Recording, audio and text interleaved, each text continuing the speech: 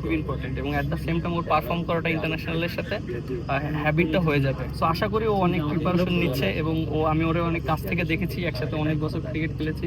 ও এখন যে মেন্টালিটিতে আছে অবশ্যই ইন্টারন্যাশনাল মানে সাকসেস হবে। একটা ম্যাচ খারাপ খেলার পরে মানে বেসিক্যালি কি করতে হয় প্লেয়ারদের, মানে যেহেতু একটা টেস্টে খারাপ খেলছে, আপনি একটা ম্যাচ খারাপ খেলে একটা জিনিস দেখেন যে আপনি একটা ম্যাচ খারাপ খেলে যে প্লেয়ারটা খারাপ হয়ে যাবে এরকম না জিনিসটা। ও অনেক ভালো প্লেয়ার, আর আমার কাছে মনে হয় ও যে অনেক খারাপ খেলছে এরকম কোনো কিছু না। হয়তো ফার্স্ট ইনিংসটা একটু খারাপ হয়েছে, বাট এখন অনেক সুযোগ আছে, যদি ওকে সুযোগ দেওয়া হয় অনেক ভালো খেলবে। এক্সপিরিয়েন্স পেলেন? না, খুবই ভালো লেগেছে। আপনি দেখেন যে এরকম একটা ম্যাচ আমাদের 4টা আর্লি উইকেট পড়ে গিয়েছিল, একটু কঠিন ছিল, একটা পার্টনারশিপ দরকার ছিল। আর এরকম ম্যাচ যদি খেলতে পারি, একটা হ্যাবিট করতে পারি, তাহলে ইন্টারন্যাশনাল ম্যাচে কাজে লাগবে। কারণ এরকম সিচুয়েশন অনেক আসবে ইন্টারন্যাশনালে, যে আমাদের কিভাবে এখানে সার্ভাইভ করতে হবে, কিভাবে ট্যাকল করতে হবে। সো এখান থেকে জিনিসটা শিখে যাওয়াটা খুব ইম্পর্টেন্ট প্রত্যেকটা প্লেয়ার।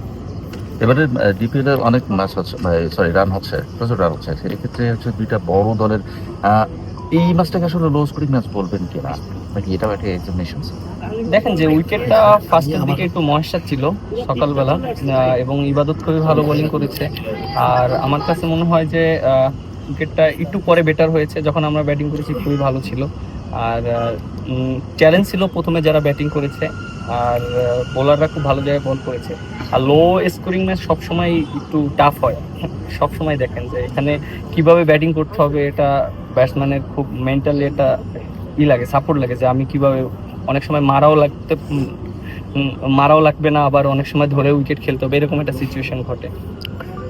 সামনে তো জিম্বাবুয়ে সিরিজ মিরাজ, মানে আসলে যদিও কাগজে কলমে ওরা একটু উইক যদি বলা যায়, তারপরও মানে কি মনে হচ্ছে যে বাংলাদেশ আসলে কি ধরনের মানে স্ট্র্যাটেজি নিয়ে খেলা উচিত? আমাদের কি ওই সর্বশক্তি নিয়ে খেলা উচিত, নাকি একটু কয়েকজনকে পরীক্ষা নিরীক্ষা করা উচিত, নতুনদের পরখ করে নেওয়া উচিত?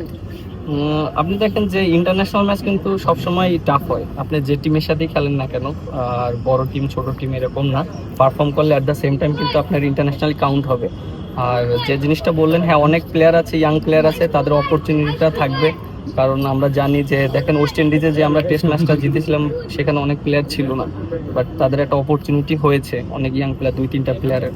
আবার হয়তো এই সিরিজেও অনেক ইয়াং প্লেয়ারদের অপরচুনিটি হবে, but at the same time তাদের পারফর্ম করাটা খুব ইম্পর্টেন্ট। কারণ আপনি দেখেন যে আমাদের মোস্ট যারা সিনিয়র প্লেয়ার তারা কিন্তু অলরেডি রিটায়ার্ডে চলে গেছে, এবং আস্তে আস্তে দায়িত্বটা আমাদের নিতে হবে, এবং যারা আছে তাদের পারফর্ম করতে হবে। কারণ আমাদের বাংলাদেশটাকে একটা স্টেপে নিয়ে যেতে হবে, এখন সেই রেসপন্সিবিলিটি আমাদের সবার, কীভাবে আমাদের ভালো করতে হবে এইসব সিরিজগুলোতে ভালো করে করে আমাদের বাংলাদেশের যে আমরা যেখানে ইমপ্রুভ করতে পারি সেই জায়গাটা নিয়ে যেতে পারি। মিরাজ, লাস্ট যেটা আপনারা খেলেছিলেন সেটা হচ্ছে ওয়েস্ট ইন্ডিজের টেস্ট খেলেছিলেন, আপনি ক্যাপ্টেন